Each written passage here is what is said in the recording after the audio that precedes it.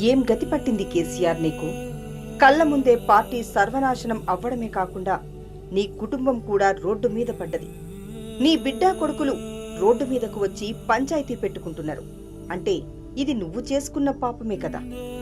ఎందరో బలిదానాలు చేసుకుంటే వచ్చిన తెలంగాణకు మొదటి ముఖ్యమంత్రిగా నువ్వు నీ బాధ్యత సరిగా నిర్వర్తించి ఉంటే ఇయాల నీకు ఈ గతి పట్టేదా? మిగులు బడ్జెట్ ఉన్న రాష్ట్రాన్ని నీ చేతుల్లో పెడితే కుటుంబం మొత్తం రాష్ట్రం మీద పడి దోచుకుని అప్పులు కుప్పలుగా మార్చింది. అమరుల కుటుంబాలు ఆకలితో చస్తుంటే నీ కుటుంబం మాత్రం కోట్ల ఆస్తులకు పడగలెత్తింది. నీ కొడుకు ఆడపిల్లల ఫోన్లు ట్యాప్ చేసినప్పుడు, డ్రగ్స్ మాఫియాను నడుపుతున్నప్పుడు నువ్వు ఆపలేకపోయావు. నీ బిడ్డ లిక్కర్ దందా చేస్తుంటే నువ్వు ఆపలేకపోయినావు.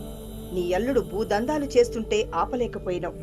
నీ కుటుంబం సంపాదిస్తున్నారు అని చూసినవు కాని ఎందరో కుటుంబాలు ఆగమైనై అని తెలుసుకోలేకపోయినావు.